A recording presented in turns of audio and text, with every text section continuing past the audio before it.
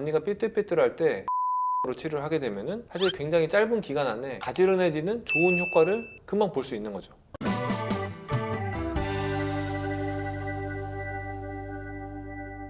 네, 안녕하세요. 의사인당입니다. 오늘은 앞니 성형에 대해서 얘기를 나눠보도록 하겠습니다.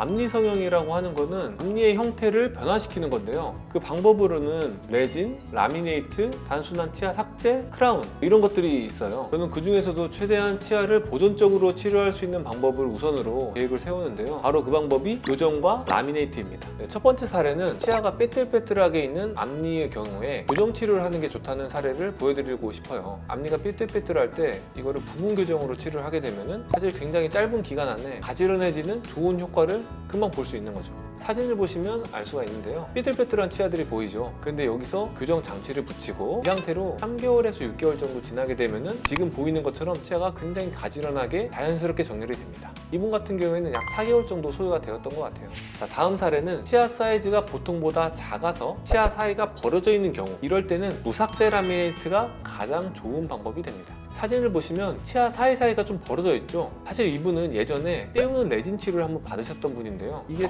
또다시 벌어지게 된 거예요. 그래서 이제 무삭제 라미네이트를 하게 된 건데요. 무삭제 라미네이트는 말 그대로 무삭제예요. 치아를 하나도 삭제하지 않고, 여자분들 손톱에 젤레 붙이는 거 많이 하시잖아요. 치아 위에 세라믹 재료를 붙여서 치아 사이즈를 조금 키워주는 겁니다. 자, 이처럼 치아 사이즈가 점점 커졌죠. 치아와 치아 사이가 비어있던 자리도 다 메워졌어요. 굉장히 자연스럽죠. 사실 제가 말씀 안 드렸으면 이게 치료한 치아인지 아닌지 잘 모르셨을 거예요. 네, 미용을 목적으로 하는 앞니 성형 당연히 가능합니다. 네, 혹시라도 앞니가 컴플렉스라면은 치료를 했을 때 인생이 달라질 수 있기 때문이죠. 하지만 시술을 잘 하시는 의료진을 찾아가시는 게 굉장히 중요합니다. 왜냐면 앞니 같은 경우에는 조그만 차이에도 결과가 굉장히 큰 차이로 나타나는 경우가 많기 때문인데요. 그래서 그 차이를 미리 예상하고 대처할 수 있는 숙련된 의료진을 찾아가는 게 중요한 거죠.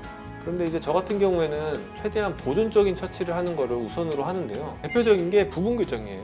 앞니에 대해서 하는 교정을 보통 부분 교정이라고 하는데요. 송곳니부터 송곳니까지 총 6개의 치아를 교정하는 거를 저희가 앞니 부분 교정이라고 합니다. 이 앞니 부분 교정은 보통 기간이 6개월 안쪽으로 걸리기 때문에 전체 교정이 보통 1년 6개월에서 2년 정도 걸리는데 그거에 비해서 훨씬 짧은 기간에 끝낼 수가 있는 거죠. 비용도 절반 이하가 되기 때문에 훨씬 가성비 있는 치료가 될 수 있는 거죠. 그래도 꼭 앞니 성형을 하신다면 꼭 담당 의사와 상의 후 치료를 진행하시는 것을 권유드릴게요. 교통사고로 앞니를 다쳤거나 아니면 충치가 깊어서 신경치료를 하게 됐거나 그랬을 때는 앞니에도 보철을 해야 되게 되는데요. 이럴 때는 꼭 숙련된 전문의에게 치료를 받는 게 중요하겠습니다. 네, 앞서 말씀드렸듯이 어금니와 다르게 앞니는 보여지는 부분이기 때문에 경험이 많은 숙련된 의사들이 했을 때 조그만 섬세한 차이들이 계속 모여가지고 훨씬 더 자연스러운 결과를 만들 수 있기 때문이죠.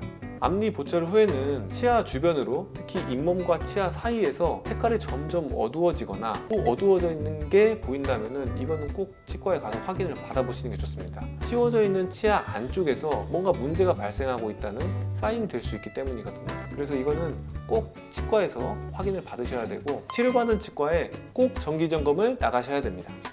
네, 이번 영상에서는 앞니 성형에 대해서 알아봤는데요. 영상 내용이 도움이 되셨다면 구독과 좋아요, 알림 설정까지 부탁드리겠습니다. 감사합니다.